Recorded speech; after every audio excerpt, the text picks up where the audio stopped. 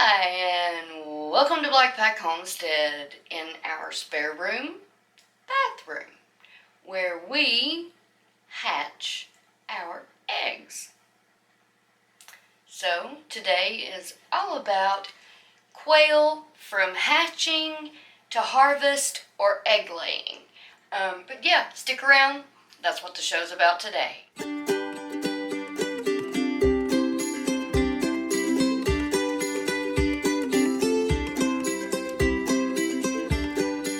Alright, let's get right to it. Chris, how long does it take for these here eggies to hatch? For quails that hatch, about 17 days. 17 days. 17 to like 18 days. They'll usually start hatching on the 17th day and carry on through to that 18th. And I'm going to give you a shot of the incubator right quick. This is a Farm Innovators incubator that we got at our local Southern States. So here is our incubator. Like I said, it is a Farm Innovators incubator, still air, and it does have the readout of the humidity, and it also counts down the day, and there is the temperature. I recommend using 2 thermometers when you very first start out to get to know your incubator, because the temperature, at least where our thermometer hangs down, is a little higher than where the eggs actually sit. So once you get to know your incubator like we have, we know that if it says 100, it's usually about 99.5 down there where the eggs are, which is Where it needs to be? Where it needs to be. The temperature that you incubate at is 99.5 to 100. But what happens if you go over 100? You do not want to cook your little guys in there. You want to err on the side of lower heat than a hotter temperature. Yes, very much so. When you get ready to set up your eggs in the incubator, you're going to need, if your quail are anything like ours, they lay all over the area. They are not like a chicken. They do not lay in a nesting box. They lay wherever they feel led to lay. And so because of that, sometimes your eggs will get dirty and muddy, and what we do, instead of like washing them, because there's like this invisible bloom, an antibacterial bloom that the chicken puts on the egg to protect it. And you don't want to wash your eggs and wash that off and then incubate them. You just want to take like a dry cloth or a paper towel and wipe it off, as much as you can, as clean as you can. How many eggs are in here? In there we have 100 eggs. We did an exceptionally large batch this time because we had one male gone. We're one male down. So our hatch rate is probably not going to be that great anyway. True. So that's why we did so many. Another thing, guys, is when you get your eggs, you can have them on your counter for up to a month because of that bloom. Here in the United States, they wash their eggs and then they refrigerate them. So if you do that, you have to refrigerate them. Otherwise, you can leave your eggs on the counter. It's not a big deal. They do it overseas all the time. Yeah, freaked me out. The first time I saw it, you walk into the local grocery store and these cartons and cartons of eggs just sitting on the shelf. Sitting on the shelf. And that's why we can't ship eggs to them and they can't ship eggs to us. Because we wash and they don't. Yeah. I wish we didn't wash because, this egg is like designed perfectly for exactly what it's for.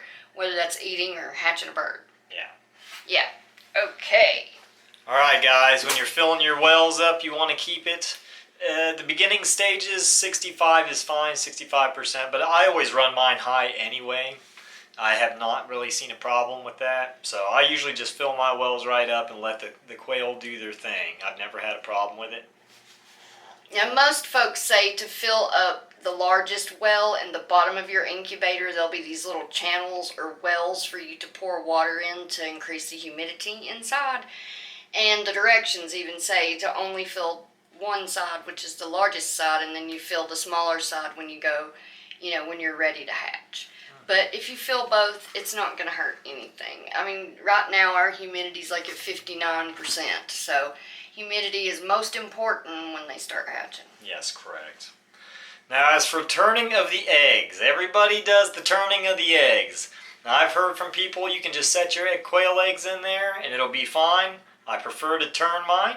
We turn them every 3 to 4 hours, you know, by hand when we first originally done that. And that was, we were like, oh my God, we got 50 eggs. How was it, 50 eggs? Yeah, 59 eggs. 59 eggs. Because I broke one. And we turned them all. We put the little X's on there and we turned them and everything. And it took and it got to a point, guys, where we just stuck our hand in there and we slid them probably half an inch, then half an inch and half an inch, and it worked fine. We had no problem with that. In fact, I personally think the rate was higher. She thinks it's about the same. I think it's about the same with the egg turner. I also like the fact that I'm not coming in here every 4 to 6 hours to turn an egg, because you can hand turn them and be very successful. We've done it.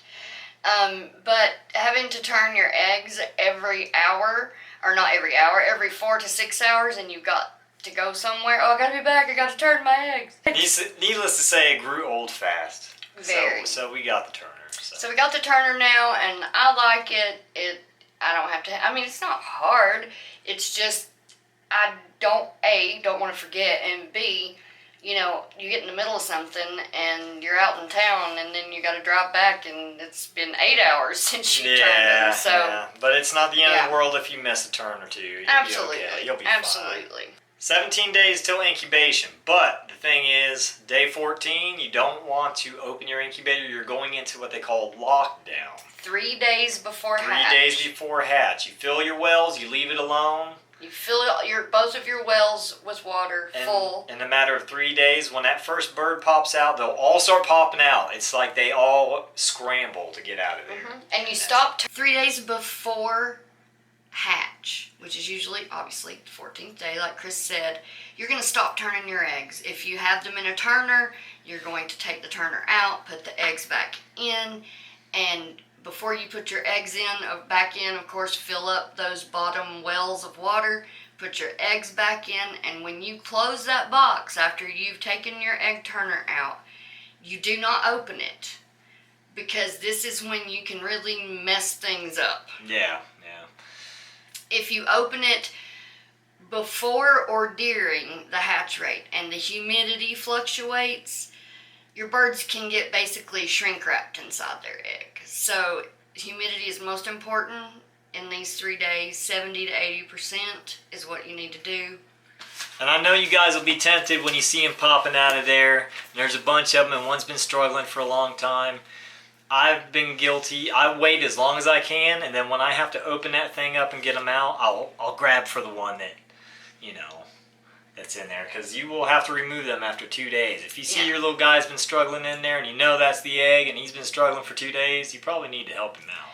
But, I mean, I have helped one that was mostly out before, and it survived, but the ones that weren't at least partially out didn't survive, because it's so delicate, and if you break that umbilical cord that's, in there attaching the chick to that yolk that it's now eaten, you'll find weird stuff. There'll be really immature trying to break out with the rest of them. You'll find weird stuff when you're hatching. It happens, and I'm telling you, when you get the splay legs, because you'll get the little guys that have the splay legs.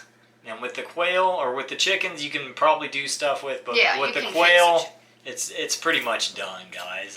We've been there, done that. So after your chicks, your quail start to hatch on that 17th day, and you've got 20 or 30 little birds chirping in your incubator, don't open it until 24 hours from that very first hatch. They will be fine for 48 hours because of the yolk, just like a chicken, so you can leave them in there for 2 days.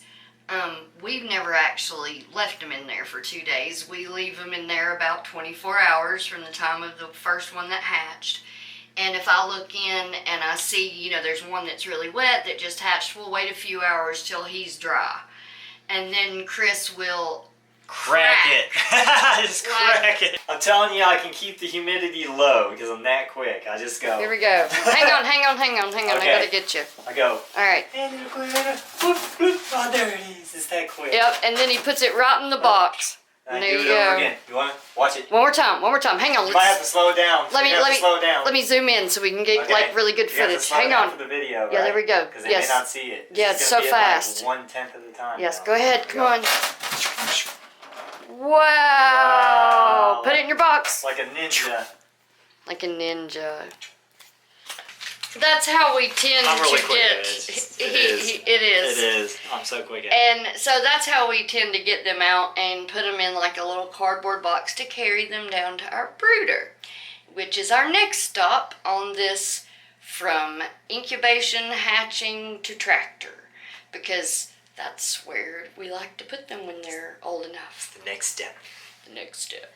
So see you downstairs at the brooder. So here we are in our basement at our brooder. So this is our setup. As you can see, it is a large kiddie pool. This is not the small little one. This is one of the largest ones you can get. And then we have used pine shavings, as you can see. A deep bedding method where when they pee and poo, which they do together at the same time, you cover it up with a couple of inches of dry wood shavings. And as you can see, they all love it when you give them new wood shavings. See, this one's over here trying to take a dust bath in it. They love it. They love it. They love it. And those over there eating some scratch grains and mealworms. This is hardware cloth and a ring on the inside of the pool. And if you notice, we've got this bird netting up here. So, that is our brooder set up. Once you get those guys in there from the upstairs or from the incubator, we stick them in the pool. You got to make sure your heat lamp is not too far away and it's not too close. You can tell because if it's too far away, all your little guys will huddle up trying to stay for warmth. And if it's too close, they will stay around the perimeter of the heat lamp spot there. And I didn't show you our heat lamp. Hooked onto the lawnmower because that's what was working best, and it's one of the red bulbs. We got it at Tractor Supply, and those are the bulbs Tractor Supply sells for their heat lamps, and so that's what we have. I don't really like the red because it just looks weird, and when you film, it's really weird. You really don't need it. Once they hit about 2-3 weeks and they're feathered out, there's no need of it. And they begin to fly. And that is when you put the bird netting over the top. It's not really needed until they're about 2 weeks old. 2 weeks old, guys. They're ready to fly. And then they start jumping up and flying and doing all sorts of things. And so we put bird netting over the top of the hardware cloth little ring. And we use clothespins to keep it secure. Yeah.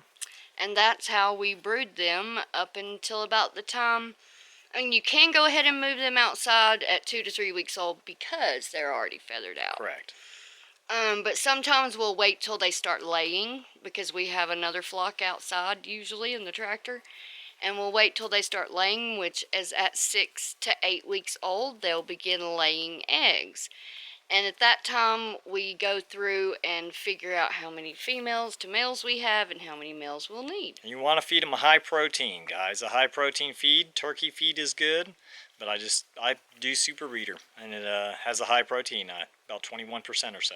It's wild bird or wild game. Yeah. Or wild bird. Yeah, but feed. you want to use wild game feed. Something with a high protein. Yeah, at minimum 21% protein. Also, one of the things we do for our birds when we put them in the brooder and they're babies, we obviously don't use that long feeder that's metal, like I've got the scratch grains in, just open topped, just like that. And then we'll take a paper towel and lay under it and scatter some of the grain out on the paper towel so it's easy to find. And then just like with chickens, when you put them in the brooder, the first thing you need to do is dip their beak in water and show them where that water is. Do the little peck, guys. Do the little peck. Show them, hey, that's food over here. Yeah, like when you're, if you scratch at the food, once you've dipped their beak in water, and, some of them immediately find the food, some of them wander around like, hey, look how much space we have. The water, we give them magic water, which is... to 1 quart of water is 2 tablespoons of honey, a half tablespoon of apple cider vinegar, and a quarter of a clove of garlic. And we give that to our guys right out of the incubator into the brooder. That's what they drink for the first 24 hours to give their immune system that little bit of extra boost. You know, plus it's very hydrating, and it's got a lot of probiotics in it using the apple cider vinegar with the mother. So those are like the special things we do for our quail when they're young. So that was our brooders set up, and after they finish in there and they're laying, we move them out here to our tractor. You'll start seeing them laying at about 6 to 8 weeks. 6 to 8 weeks is about when you'll start seeing them.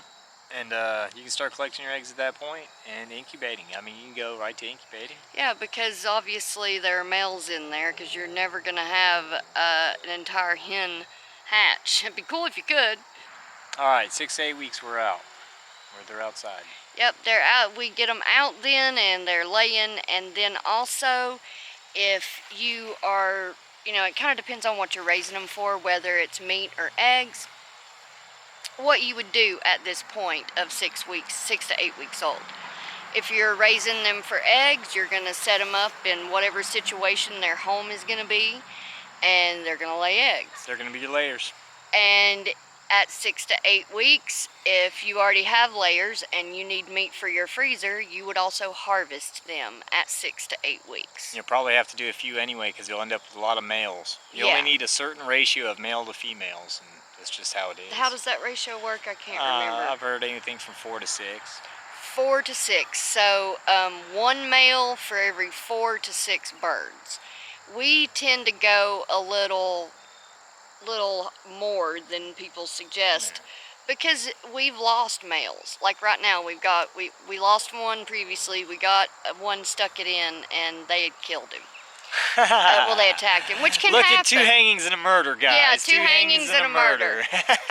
You see that one. So anyway, so it's really down to what you want to do with your birds at this point. If you want eggs or meat, or you want both, and then you keep your layers and you incubate those eggs and you harvest the next batch in 6 to 8 weeks. The turnover is so fast, guys, compared to what you get out of a chicken. Yeah, I mean, it's so fast. It's like, say you have 10 birds. Yeah. Go with it. If you had 10 birds, you're looking at 300 eggs a month, figuring on a 30-day month. You could take those eggs and incubate them. You could end up with a potential, if you had enough incubators, potential 300. You could turn 10 into 300 in a matter of a month. Yeah, a month. A month. Yeah. So it's multiplicative. Multiplicative, guys. And you know, everyone says breed like rabbits, and rabbits are like the fastest homestead meat.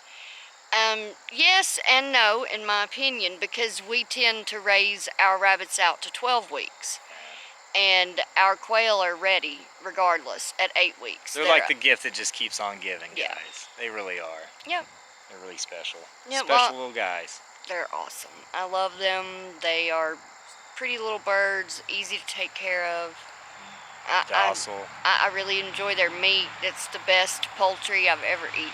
So good, guys. So good. Very good. All right, cool. I guess we probably ought to conclude this episode, I suppose. You guys actually want to see the quail in the tractor before we wrap it up? Let's show you the quail in the tractor. This is a view of the tractor here. It is chicken wire suspended from this PVC frame, and that is what we keep them in. And the chicken wire is secured down to these pieces of wood, which is actually from a pallet. So that is the chicken tractor, and we have a simple, so that is the chicken tractor. That is the quail tractor, and so you can see how it suspends. No nest box, no nothing, just food and water and fresh grass every day. And then see there's an egg. That's a big one. Over here's an egg. It's like an Easter egg hunt every day. And they're camouflaged. They are. They blend in. Oh, now they're going to come over and say hey. See, that one looks old. Maybe yeah, it's she does. She does. She's old. She's an old lady. Could be Laverne or Shirley. So, Chris, there's one thing we need to talk about before we close this out. Yeah, what is that? And that is, what is the plan for these guys over the winter? Plan for these guys over the winter is they're not going to make it over winter. Mm-hmm. These guys are going to go on to the happy place, and these quail in the basement are going to take their place, hopefully. I got to do a count, figure out how many females we can carry through the winter. But, you know, it's just that time of year where people that do this have to make tough decisions on how many birds are you going to continually feed when they're not feeding you. Yeah. You know? So, this is a working homestead here, guys. It's not pets. It's not, you know, fuzzy. I mean, we love our animals, but you can't look at it that way. You have to know why you're getting into it. It wasn't for the free-range chickens, I can tell you that. Give me your chicken. Free-range freeloaders. What's up, guys? Free-range Girls? freeloaders. Alert, alert, You guys alert. are so friendly. Hello. I've never been able to pet my chickens like I this. know, it's because we Look, didn't they have a want that little food in boy. their Yeah, they bed. do. They can't have it. They can't have it. Sorry. Sorry, Charlie. Maybe Eggs that's are laying Frankenstein over there. for Frankenstein. What was the other two? I can't remember. Tango and Delta or something? it was the you know you know what it is, the military alphabet thing. So Yeah. we at least got some names for the free. There they go. They were checking out the Rhode Islands, and the Rhode Islands are checking them out. The two roosters. They were like, ah ha ha. Ooh. Like that. Ha ha ha. Ha ha ha.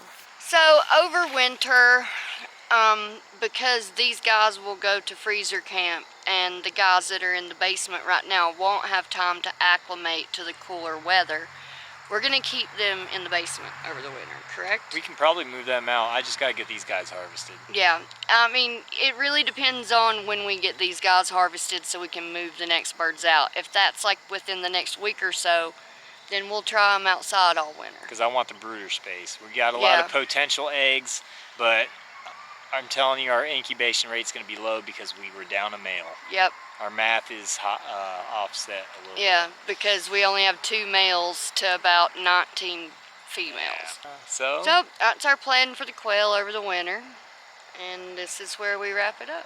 yeah. All right, guys. I thank you for watching. God bless you. Anything you want to add, hun? Thanks for watching. We really appreciate all your prayers and all of you guys watching and all of you guys commenting. Please subscribe if you haven't. Otherwise, this man's never going to be able to stay home and take care of this sick old woman. So, Please, please. like, subscribe, share, and we'll see you here next time at the Blackpack Homestead. Take care, God bless, and bye-bye.